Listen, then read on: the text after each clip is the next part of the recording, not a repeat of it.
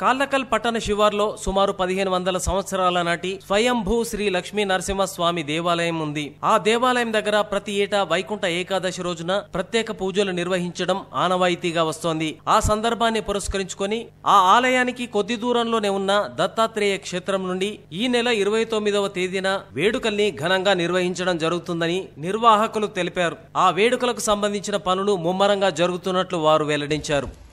ఇక్కడ స్థానికంగా స్వయంభూగా నెరిసినటువంటి యొక్క లక్ష్మీ నృసింహస్వామి యొక్క ముక్కోటి ఏకాదశి రానున్న 25వ తారీఖు డిసెంబరు 2020 నాడు ఉత్తర ద్వార దర్శనము ఏర్పాటు చేయడానికి మరియు 29/12/2020 నాడు దత్తాత్రేయ జయంతి జరపడానికి 3వ తారీఖు నాడు సామూహిక వనభోజనాల కార్యక్రమము స్వామి ఆశీస్సులతోటి నిర్వహించుకోవడానికి ఇక్కడ స్థానిక సర్పంచ్ గారు వారి యొక్క ఇతర అనుయాయులంతా కూడా పాలకవర్గం అందరూ కూడా ఈ గ్రామస్తులైనటువంటి వారి సహకారంతో ఈ దేవాలయానికి సంబంధించినటువంటి యొక్క సదుపాయాలు భక్తుల యొక్క అవసరాలను తీర్చడానికి వారికి సంబంధించిన యొక్క ఉపయోగార్థం అన్ని కార్యక్రమాలు చేపట్టినారు.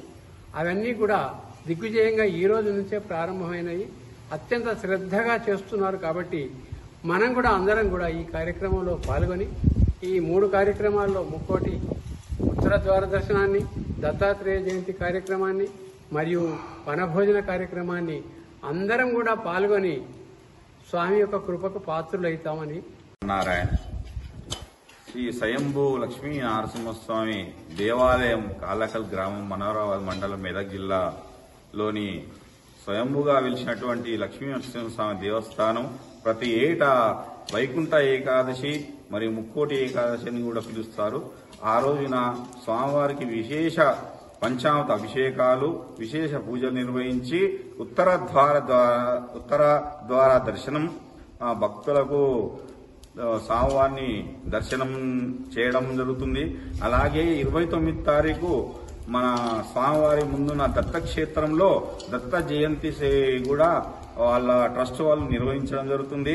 ఈ 3 సందర్భాలకు సంబంధించే విధంగా ఇక్కడ అన్ని ఏర్పాట్లను చూసే విధంగా ఈ రోజు నుంచే పనులు ప్రారంభించడం జరిగింది. ఇట్టి కార్యక్రమాలకు గ్రామస్తులు కానీ చుట్టుపక్కల గ్రామాల వారు కానీ అధిక సంఖ్యలో వచ్చేసి ఆ కార్యక్రమాలను విజయవంతం చేసి స్వామివారి కృపకు పాత్రలు కావాలని నేను ఈ సందర్భంగా అందరికీ విన్నపం చేసుకుంటున్నాను. దత్త జయంతి 29 నాడు ఉంది.